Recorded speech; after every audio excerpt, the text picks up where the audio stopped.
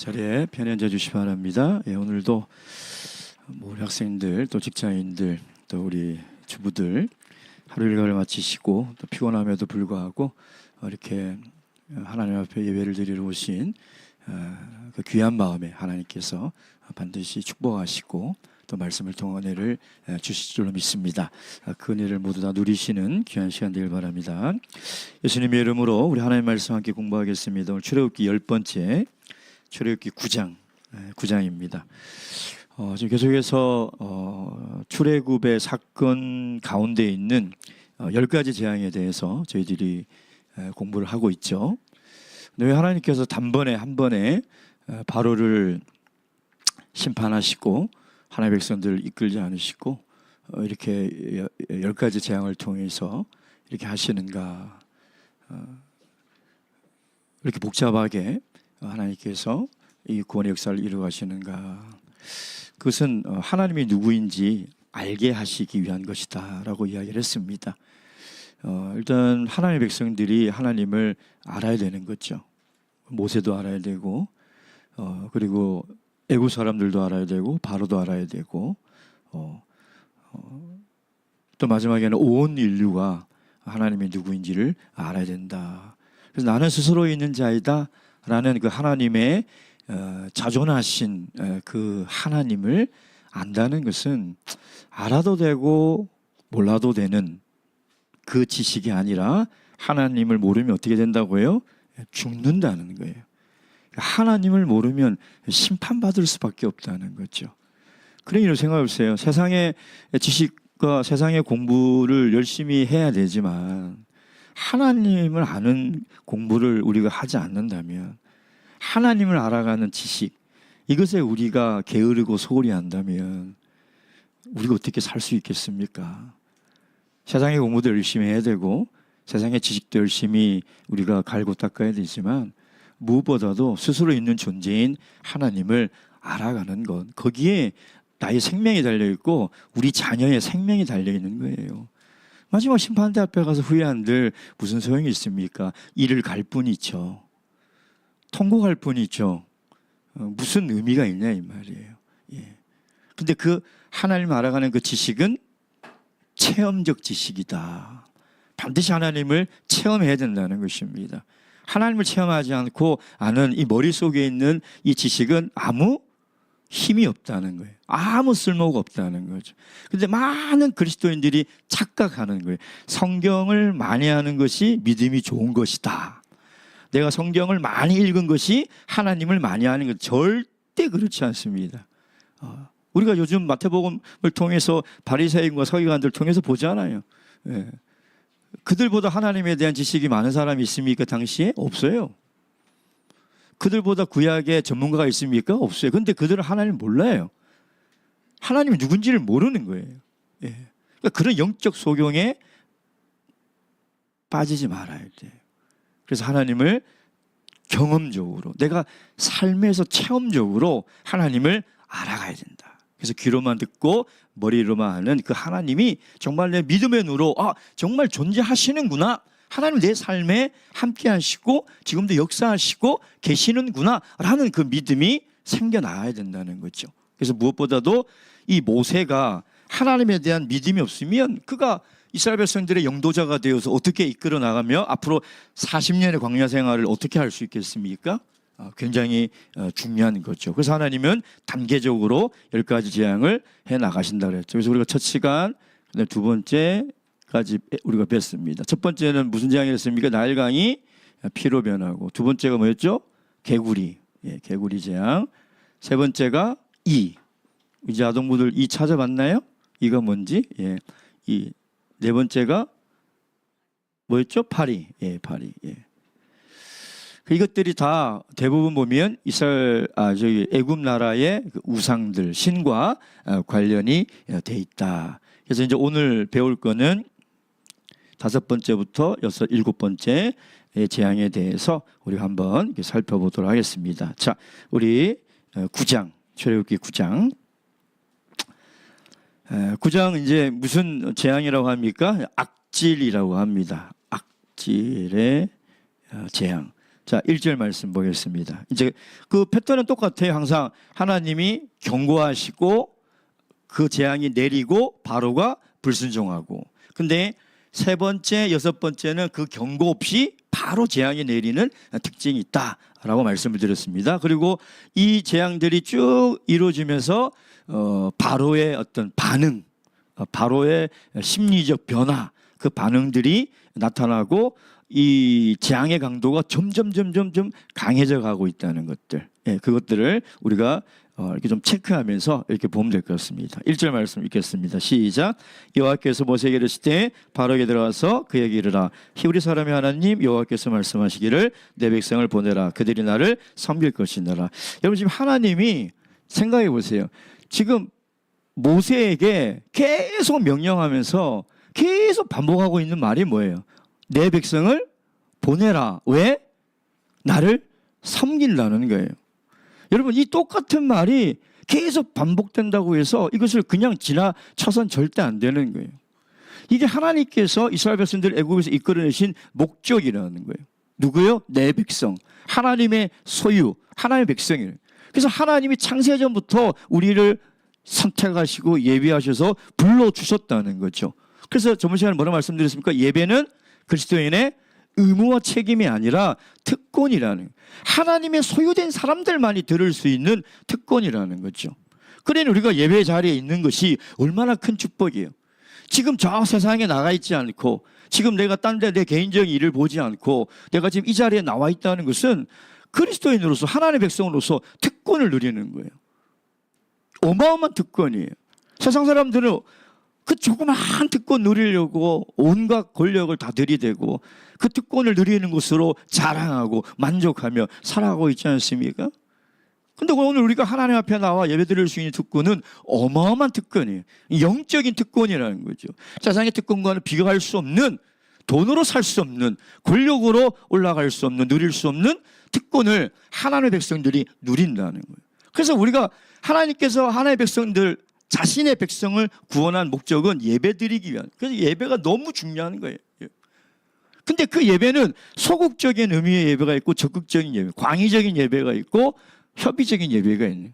그 소극적인 예배는 이렇게 우리가 정해진 시간에 정기 집회 예배에 하나님 말씀으로 찬양으로 기도로 드리는 예배죠. 또는 가정에서. 그렇죠?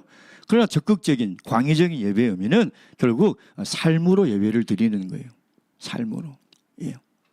여러분 우리가 예배에 부지런히 참석해야 되는 것은 우리의 삶이 예배자가 되기 위한 과정이고 훈련이어야 돼요. 근데 예배는 한평생 드렸는데 삶은 여전히 이게 이원화되어, 그러니까 분리되어 있는 거예요. 삶과 예배가 이원화되어 있는 거예요. 집에 가면 세상 사람이에요. 회사 가면 세상 사람이에요. 학교 가면 세상 사람이에요. 교회만 오면 성도 같아. 그건 잘못된, 이 예배가 잘못된 거예요. 우리가 지금 예배드려 와서 계속 하나님의 말씀으로 우리를 다시 다듬어 갖고 기도로 성령으로 내 삶을 하나님께 계속 드리는 그런 반복이 됐을 때 비로소 우리가 드릴 영적 예배, 곧 우리의 몸을 하나님께 드리는 삶. 그래서 우리가 이 생에 살면서 목표는 뭐냐면 정말 내 전 24시간 삶이 예배자의 삶을 살아가는, 가정에 있든 학교에 가든. 근데 그것이 자꾸 분리가 되는 거예요. 그게 외식하는 신앙이고 그것이 예수님께서 가장 증오하는 신앙이고 가장 조심해야 될 신앙이라. 그걸 정말 경계해야 돼요. 그래서 예배 드리고 나가는 순간 다 그 예배의 감격과 예배의 결심을 잊어버리는 것이 아니라 그걸 계속 되새기면서 한 주를 살아가야 되는 거예요. 그 예배 속에 결심했던 것들, 그 예배 속에서 하나님의 말씀을 통해서 하나님을 체험한 것들, 그것을 그냥 너무 쉽게 버려버리고 잊어버리는 것이 아니라 묵상하고 또 묵상하고 또 묵상해서 정말 내 삶의 예배가 녹아나도록 그 훈련을 우리가 계속 해야 되는. 그게 나중에 이제 출애굽기 후반에 가면 광야에서 그들이 회막을 완성하고 그들이 40년 동안 하는 일이 예배드리는 거예요. 예배. 그 예배드림을 통해서 바로의 노예에서 하나님의 백성으로 정말 내 백성이지만 아직 하나님이 누군지 모르고 자신이 누군지 모르는 정체성이 모호한 그들에게 예배를 통해서 아, 내가 하나님의 백성이구나, 나는 하나님만 예배해야 되겠구나. 예배라는 것은 관심을 가진다는 거예요. 여러분이 돈에 관심이 많으면 여러분 돈을 예배하고 살아가는 사람이에요. 오늘 이 자리에 앉아 있지만 여러분의 세상 즐거움을 늘 생각하고 머릿속에 늘 그게 떠나지 않고 마음속에 그게 늘 있으면 여러분 세상 쾌락을 예배하는 사람이에요. 예배는 딴 게 아니에요. 내가 자꾸 관심을 가지고 내 머릿속에 내 마음속에 가득 차 있는 것들, 그 다 예배의 대상인 거예요. 그래서 하나님은 내 백성을 내보내라. 그들이 나를 예배할 것이다. 그들만이 나를 알고 나를 예배할 수 있다라고 이야기를 하고 있는 것이죠. 자, 그러면서 어떤 재앙을 예고하냐면 악질. 이 악질은 전염병이에요. 전염병. 그래서 그 개역 개정 성경에 보면 전염병이라고 이렇게 나와 있습니다. 전염병. 사실 인류 역사를 보면 우리 인간들이 집단 생활을 하면서부터 이 전염병은 피할 수 없는 질병이 되었죠. 중세 시대에는 이 병명을 알 수가 없으니까 그냥 다 흑사병이라고 했어요. 그게 뭐 코로나든 그게 뭐죠? 패스트든 뭐든 간에 다 그냥 흑사병이라고 했어요. 뭔지를 알 수가 없으니까. 근데 그 전염병 바이러스가 18세기에 이제 백신도 나오고 치료제 나오면서 아, 이런 전염병들이 있구나라고 알게 된 것이지, 그 이전에는 사람이 새카맣게 죽어가고 왜 죽어간지도 모르는데 유럽의 인구의 3분의 1, 그 당시 1억이나 2억 명이 죽었다 그러잖아요. 그냥 생각해 보세요. 이 유럽 전체 인구의 3분의 1이 이 흑사병으로 죽었으니 얼마나 무섭냐 이 말이에요. 근데 지금 21세기 우리도 이 전염병으로부터 자유롭습니까? 우리 불과 몇 년 전에 코로나 겪었잖아요. 여러분 잊지 마세요. 아무튼 더 강력한, 우리 코로나로 전 세계가 사망한 사람이 한 700만 명이 넘거든요. 이것은 우리 인류가 아무리 의학이 발달하고 과학이 발달해도 이건 피할 수 없는 재난 가운데 하나예요. 그러니까 10가지 재앙은 나중에 보면 요한계시록에 나와 있는 그 7 대저들이 쏟아지면서 나오는 그 재앙들이 군데군데 들어있거든요. 우리가 바로가 이 재앙을 겪고도 못 깨닫는 거 보면 답답해하죠. 근데 우리가 지금 이 시대에 살아가면서 수많은 자연 재앙과 이런 바이러스 재앙을 통해서 하나님의 경고를 깨달아야 되는데 그때는 반짝 정신 차리다가 한 1년 지나면 또 잊어버려요. 바로하고 다를 게 없어요, 사실요. 너무 쉽게 잊어버리는 거죠. 여러분, 그걸 우리가 명심해야 된다는 거예요. 근데 이 전염병은 어디에 돕니까? 우리 9장 말씀.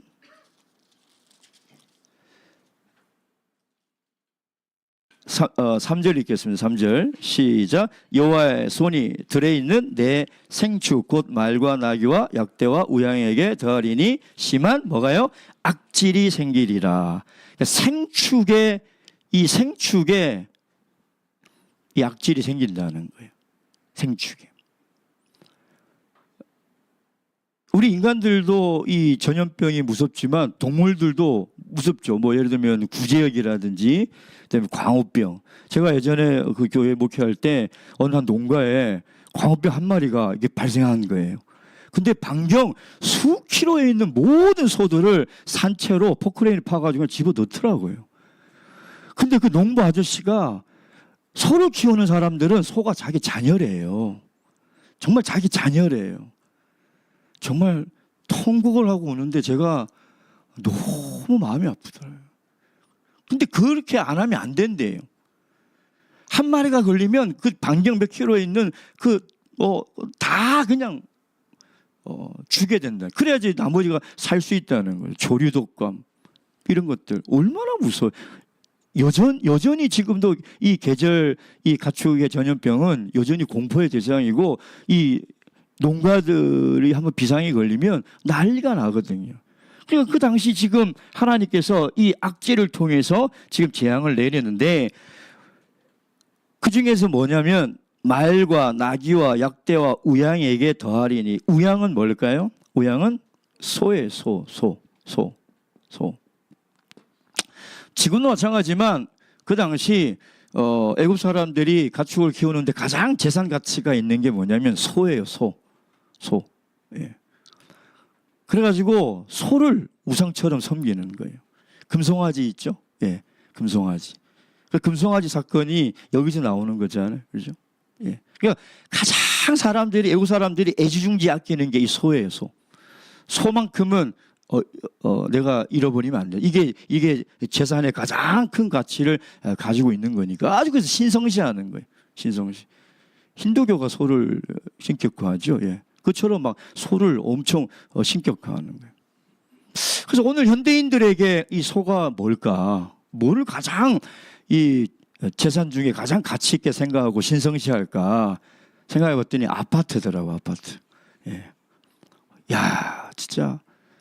하여튼 아파트는 애지중지하게 여기지 그러죠. 근데 그 중에서도 재개발 지역에 있는 아파트는 금송아지.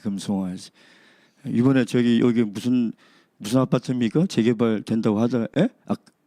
금마? 음마 아파트.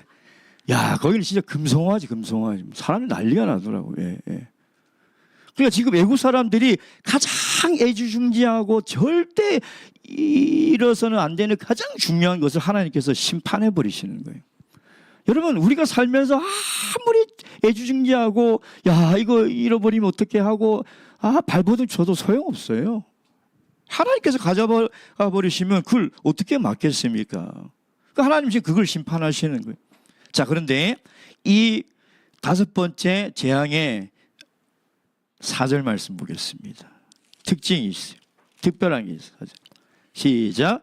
여호와가 이스라엘 생축과 애굽의 생축을 구별하니 이스라엘 자손에게 속한 것은 하나도 주지 아니라 하셨다 하라 하시고. 그래서 이 재앙 중에 어떤 재앙은 하나님께서 딱 구별하셔. 고센 땅은 뭐가 안 내리고 안 죽고, 그러니까 애굽 사람들의 생축과 하나님의 백성의 생축을 딱 구분하셨는데 애굽 사람의 생축은 다 죽었는데 이스라엘 백성의 생축은 죽지 않는다고 얘기를 하는 거예요. 자, 그런데 5절 말씀 다 함께 읽겠습니다. 시작. 여호와께서 기한을 정하여 가라사대 여호와가 내일 이 땅에서 이 일을 행하리라 하시더라. 무슨 얘기예요? 첫째, 하나님의 이 재앙은 그냥 무계획적으로 아무렇게 내리는 것이 아니라 기한을 딱 정해놨다는 거예요. 그러니까 계획적으로 내리고 있다는 거예요. 하나님의 재앙이. 두 번째 뭐예요? 기회를 주시는 거예요. 어디까지? 내일까지. 기회를 주시는 거예요. 경제학에도 시장 타이밍, 기회의 창 이런 용어들이 있어요. 그 말은 뭐냐면 그 기회를 놓치면 큰 손실을 본다는 거예요. 그래서 그 기회를 절대 놓치지 말라는 거예요. 그게 경제학자들이 이야기하는 거예요. 근데 하나님이 주신 기회를 놓치면 물질적 손해를 보는 것이 아니라 생명을 잃어버리는 거예요. 그러니까 하나님께서 지금 기회를 주시는 거예요. 기회를 주셨는데 어떻게 해요? 7절 읽겠습니다. 시작. 바로가 보내어 본즉 이스라엘 생축은 하나도 죽지 아니했더라. 그러나 바로의 마음이 완강하여 백성을 보내지 아니하니라. 참 지금 여기까지 이 정도 이렇게 됐는데도 이 정도 강도로는 바로의 마음이 안 변해요. 얼마나 완악해요. 우리가 보면 진짜 어리석죠. 답답하죠. 근데 사단의 권세에 사로잡힌 사람들의 특징이에요. 저는 이런 분들 보거든요. 야, 어떻게 저런 일을 겪고도 저렇게 회개를 안 하지? 어떻게 저런 일을 겪고도 깨달음이 없지? 바로 같은 사람들을 봐요. 근데 그런 사람들의 특징인 거예요. 사단의 세력에 잡혀 있으면 마음이 완악해서 웬만해가지고는 깨닫지를 못하는 거예요. 여전히 불순종으로 반응을 하고 있는 거죠. 그럼 바로가 왜 이렇게 이 재앙을 겪어도 이스라엘 백성들을 안 내보내주고 있을까요? 왜 안 내보낼까요? 그 이유가 뭘까요? 돈 때문에 돈. 왜냐하면 장정만 600만 명이네. 이번에 600만 명이 무보수로 일을 시킬 수 있잖아요. 이게 얼마나 경제적 가치가 높은 거예요. 그러니 이 600만 명이 싹 빠져나가 버렸어요. 애굽의 경제는 붕괴돼 버리는 거예요. 그러니까 결국은 경제예요. 결국은 돈이, 결국 세상과 이 신앙 안에서 싸우는 모든 앞으로 가면 갈수록 이 경제적인 문제, 이 돈의 문제는 정말 심각해질 거예요. 결국은 이 가운데서 결판이 나는 그런 전쟁이 될 거라는 거죠. 예. 여전히 불순종하고 안 보내요. 자, 여섯 번째 재앙은 뭡니까? 여섯 번째 재앙, 독종. 독종. 좀 어려운 단어가 자꾸 쓰고 있죠. 독종의 재앙은 경고 없이 그냥 내립니다. 예. 근데 이 독종은 뭐냐면 사람의 피부에 이 종기 같은 게 생겨서 거기 안에 고름이 막 차고 터지면 막 고름이 터져 나가는 그런 그 염증을 유발하는 그런 피부병이에요. 피부병. 예. 그래서 이 특징이 뭐냐면 지금까지 재앙 중에 최초로 사람에게 임하는 재앙이에요. 사람의 생명을 앗아갈 수 있는 재앙. 그러니까 하나님께서 강도를 계속 조금씩 높여가는 거죠. 조금씩 계속 높여가고 있는 거예요. 자, 그런데 보니까 8절 말씀 다 함께 읽겠습니다. 8절 시작. 여호와께서 모세와 아론에게 이르시되 너희는 풀무에 제 두 움큼을 가지고 모세가 바로의 목전에서 하늘을 향하여 날리라. 9절. 그 재가 애굽 온 땅에 뒷거리 되어 애굽 온 땅에 사람과 짐승에 붙어서 독종을 발하리라. 풀무는 어떤 곳입니까? 그 벽돌 굽고 하는 그런 아궁이 같은 거죠. 거기에 아궁이 같은 데 뭐가 항상 있어요? 재가 있잖아요. 그럼 여러분 그 히브리인들에게 이 장소는 어떤 장소예요? 고역의 장소잖아요. 그러잖아요. 여기서 엄청 노예로 일을 하고 엄청 고통스러운 장소잖아요. 그래서 재를 가지고 뿌리라고 하는 거죠. 그러면 하늘 뿌린 날아간 그 재가 애굽 사람들의 사람과 가축에 붙어서 독종이 발한다. 악성 피부병이 이제 발발하게 되는 거죠. 구약의 인물 중에 이런 병이 발발한 사람이 있죠. 우리 욥기 2장 7절 8절 말씀. 욥기 2장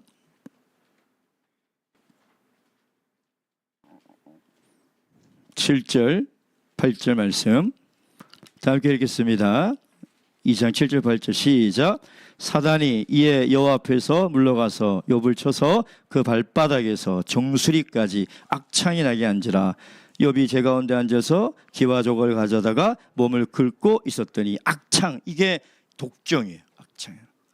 그러니까 막 이 그 종기 같은 게 나서 이게 막 이제 물집이 생기고 피가 나고 가려우니까 이 기와장으로 긁는 거죠. 근데 피부병을 앓는 분들을 보면 정말 가려워서 견디지를 못하잖아요. 사실 막 피가 나도록 긁지 않습니까?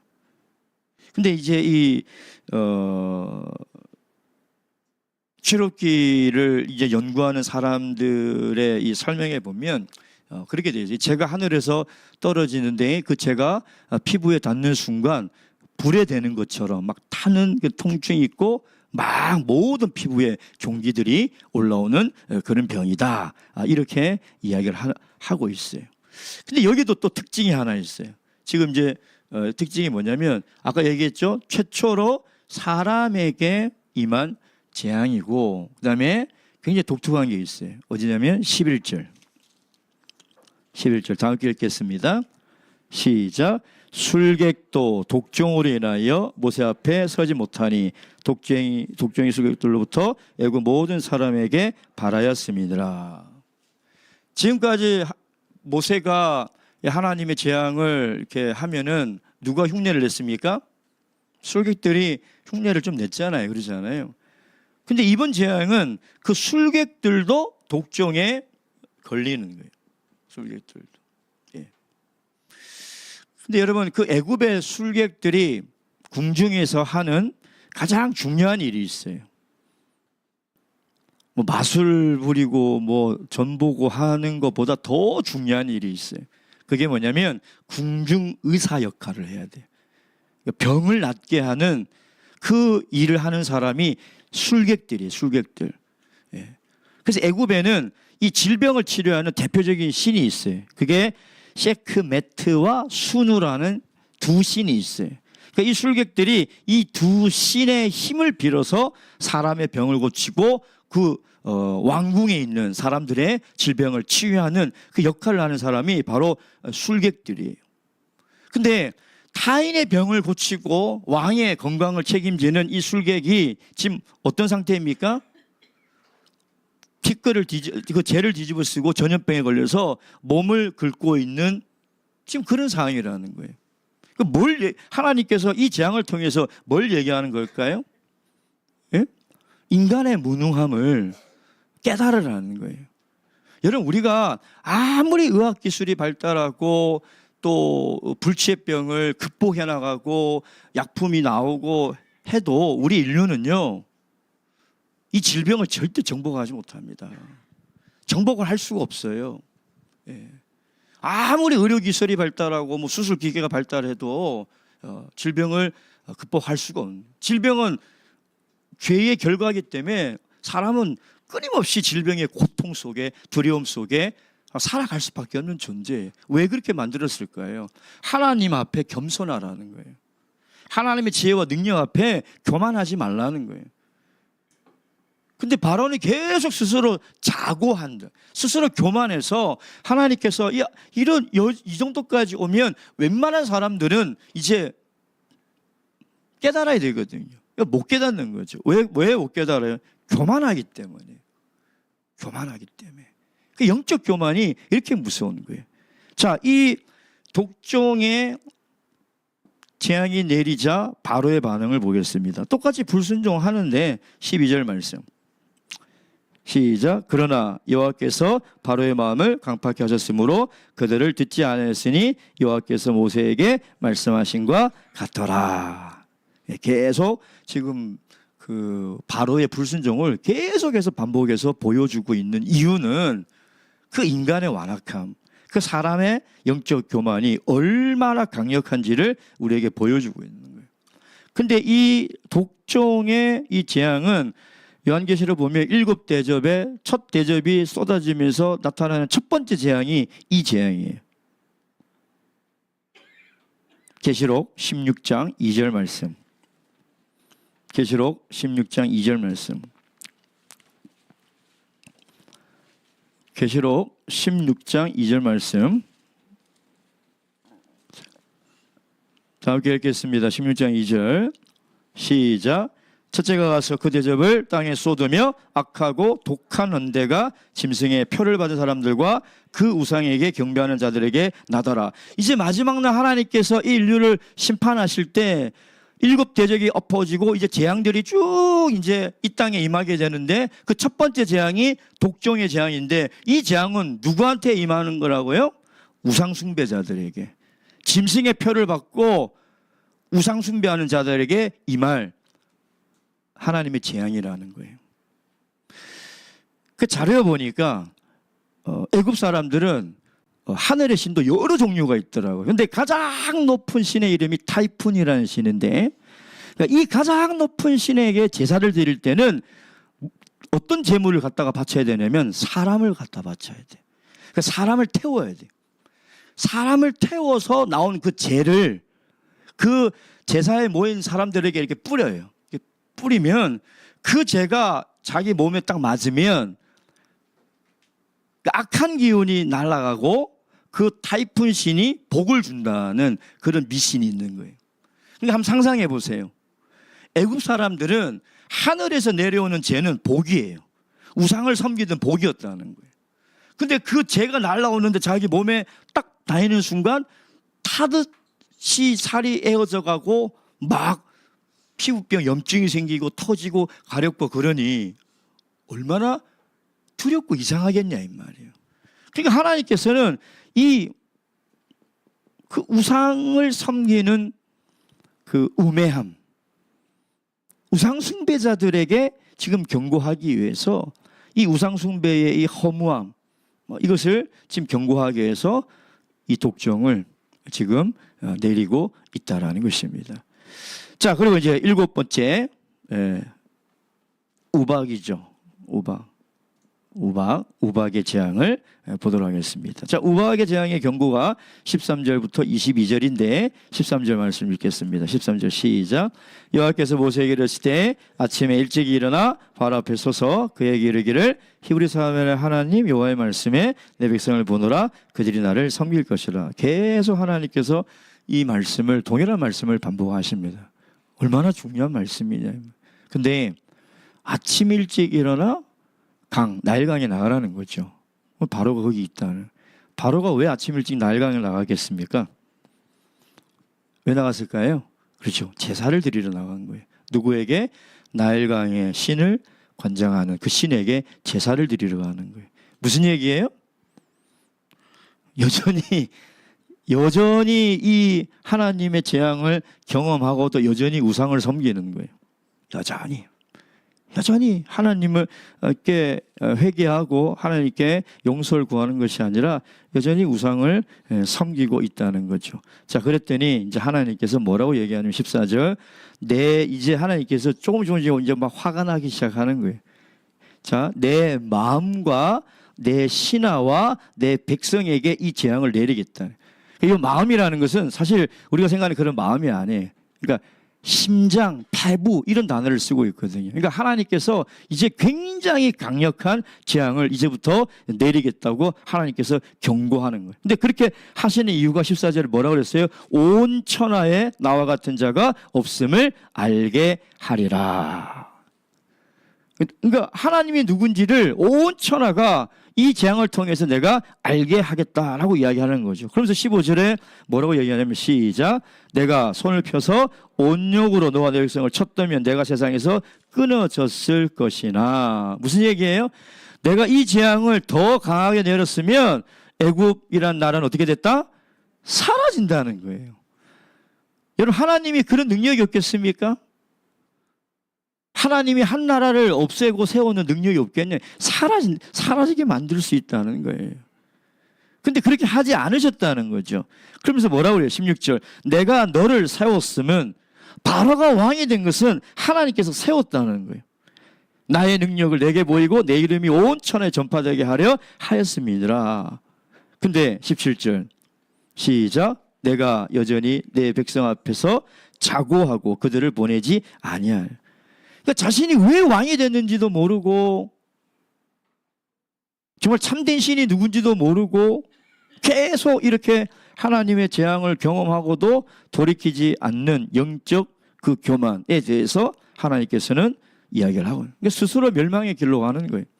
바로는 지금 스스로 멸망의 길로 가고 있는. 그래서 18절 이제 우박을 내립니다. 시작, 내일 이맘때쯤 내가 중한 우박을 내리리니 애굽 개국 이래로 그 같은 것이 있지 않던 것이니라. 중한 우박, 그러니까 그냥 일반적인 우박이 아니라 아주 큰 무거운 우박. 예전에 제가 언제 이렇게 뉴스를 봤는데 이 주먹만한 이 우박이 되는데 자동차 위에 본넷을 막 뚫고 지나가고 막 집을 막 부숴버리더라고요. 무섭더라고요. 근데 애굽은 아프리카에 속하잖아요. 그러니까 우박이 내리지 않아요. 내리면 진짜 이상 기온 거죠. 우박이라는 게 본 적이 없던 이 사람들이 하늘에서 그게 내리니 얼마나 무섭겠냐 이 말이에요. 근데 여기에 또 굉장히 큰 특징이 있습니다. 어떤 특징? 19절 다 읽겠습니다. 시작, 이제 보내어 내 생축과 내 들에 있는 것을 다 모으라. 사람의 짐승이나 무릇 들에 있어서 집에 오지 않는 자들에게는 우박이 그에 내리니 그것들이 죽으려 하셨다 하라 하시나. 무슨 얘기예요? 재앙이 내리는데 피할 방법을 알려주시는 거예요. 지금까지 이 재앙은 피할 방법을 안 알려주셨어요. 그런데 우박의 재앙은 경고하면서 뭐냐면 피하라는 거예요. 빨리 집으로 들어와서 피하라는 거죠. 왜 이 방법을 알려주셨을까요? 사람이 죽을 수도 있기 때문에. 사람이 죽을 수도 있기 때문에 알려주는 거죠. 그래서 여러분, 하나님이 이렇게 애굽의 재앙을 내리는 목적은 멸망이 아니에요. 뭐예요? 깨달으라는 거예요. 깨달으라. 제발 깨달으라. 그러니까 하나님이 재앙을 계속 내리는 것은 그들을 멸망시키려고 하는 게 아니라 그 심판 가운데서도 긍휼을 베풀어 주시잖아요. 근데 깨달으라는 거예요. 제발 깨달으라. 근데 못 깨닫는 거죠. 근데 여기에 또 놀라운 또 특별한 또 사건이 생깁니다. 20절 21절 시작, 바로의 신하 중에 여호와의 말씀을 두려워하는 자들은 그 종들과 생축을 집으로 피하여 드렸으나 여호와의 말씀을 마음에 두지 아니한 자는 그 종들과 생축을 들에 그대로 두었더라. 자, 바로의 종들 가운데 하나님의 말씀을 두려워하는 사람이 생긴 거예요. 근데 똑같은 걸 봐도 또 어떤 사람이 있어요? 하나님의 마음을 마음에 두지, 에이 뭐 별거 아니야 라고 하는 그 사람이 있다는 거죠. 결과는 어때요? 살고 죽는 거잖아요. 그죠? 살고 죽는 그 결정이 나지 않습니까? 여러분 노아 시대 때도 마찬가지죠. 노아가 하나님의 명령에 따라 방주를 지었지만 또 노아는 방주를 지으면서 또 뭐 했습니까? 베드로후서 2장 5절 제가 읽겠습니다. 베드로후서 2장 5절 옛 세상을 용서치 아니하시고 오직 의를 전파하는 노아와 그 일곱 식구를 보존하시고 경건치 아니한 자들을 세상에 홍수를 내리셨으며. 무슨 얘기냐면 하나님의 심판을 계속 경고했다는 거예요. 근데 그걸 안 믿으니까 결국 멸망당하는 거죠.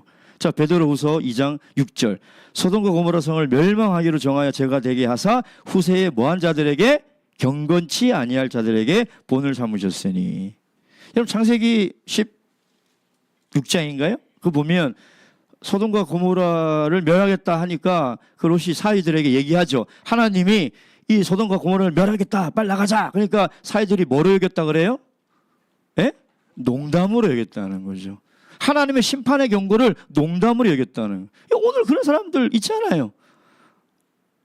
하나님이 분명히 이제 이 세상을 심판하시겠다고 말씀하셔도 마음에 안 두는 거예요. 하나님을 두려워하지 않는 거예요. 근데 요나서를 보면 느느웨 사람들은 어때요? 하나님 심판의 경고 메시지를 듣자마자 하나님의 말씀을 듣잖아요. 회개하니까 어떻게 돼요? 살잖아요. 똑같은 거예요. 오늘 이 시대도 똑같은 거예요. 자, 그런데 24절 그 우박이 어떻게 내리냐? 우박의 내림이 불덩이가 우박에 섞여 내림이 1200년이니 애굽 전역에 그게 의로 그와 같은 것이 없었더라. 이게 뭐냐면 우박만 내리는 것이 아니라 우박이 내린 것 동시에 천둥과 번개가 막 치는 거예요. 그러니까 그것이 마치 우박 사이에 불덩이가 내리는 것처럼 막 맹렬하게 우박이 내리다는 거예요. 이거 어떻게 살 수 있겠습니까? 예. 근데 마지막 날에도 26절에 보면 이스라엘 자손의 그한 고센 땅에는 우박이 없었더라. 그러니까 최후의 하나님의 심판할 때도 하나님은 하나님의 백성들을 어떻게 하세요? 보호하시고 구원하시는 거예요. 하나님께서 그렇게 하시는 거예요. 자, 그랬더니 바로의 반응이 이제 바뀝니다. 27절 시작. 바로가 사람을 보내어 모세와 아론을 불러 그들에게 이르되 이번은 내가 범죄하였노라. 여호와는 의로우시고 나와 나의 백성은 악하도다. 이야, 정신 차렸죠? 차렸나요? 안 차렸어요. 정신 안 차렸어요. 무슨 얘기냐면 회개하지 않았다는 거. 회개를 해야 되는데 그냥 나 잘못했다? 끝이에요. 그게 뭐냐면 회개라는 건 뭐냐면 자기의 죄를 깨닫고 인정하고 어떻게 해야 돼? 거기서 돌이켜야 돼. 이제 그런 행동을 하면 안 돼. 그런 말을 하면 안 돼. 근데 내가 이렇게 하는 거 잘못했구나 라고 깨닫고 후회를 하는데 계속 그런 말을 해. 계속 그런 행동을 해. 바로가 지금 그런 사람이에요. 예, 여러분 읽어보세요. 30절 시작. 그러나 왕과 왕의 신하들이 여호와의 하나님을 아직도 두려워 아니할 줄을 내가 아나이다. 안 보내는 거거든요. 두려워하다는 경외하다는 거거든요. 하나님을 경외하는 마음이 없어요. 근데 여러분 우리가 기도하고 말씀 듣고 그게 죄구나, 내가 잘못했구나 깨닫는 건 회개가 아니에요. 그게 깨닫는 거지. 내가 잘못했구나. 바로 하고 똑같은 거예요. 회개는 깨달았으면 돌이켜야죠. 이제 그런 일을 하면 안 되죠. 그런 말을 하면 안 되는 거예요.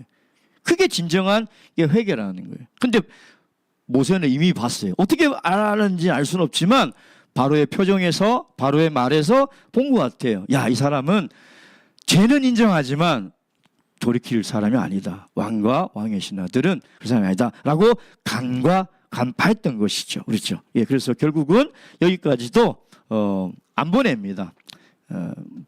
바로는 끝까지 불신앙으로 완악함으로 버티는 거죠. 예. 자, 우리 교훈과 적용 우리 읽고 기도하도록 하겠습니다. 첫째, 하나님과 재물을 겸하여 섬길 수 없습니다. 생사화복을 주관하시는 분은 하나님이시고 우리가 하나님 심판 전에 우리가 회개해야 합니다. 우리 말씀 붙들고 함께 기도하실 때 특별히 우리 10월 달에 우리 가을 전도 영원회가 있습니다. 지금 이제 앞으로 이번 주부터 태신자 삼기를 하고 있습니다.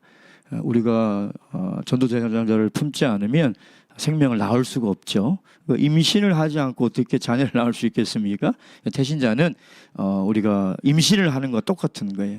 그래서 그 영혼들을 우리가 기도로 품고 꼭 태신자 명단 작성을 할 때 한 분도 빠짐없이 다 동참할 수 있도록 우리가 이 행사에 우리 모든 마음을 모아서 동참해 주시기를 부탁드리겠습니다. 함께 기도하시겠습니다.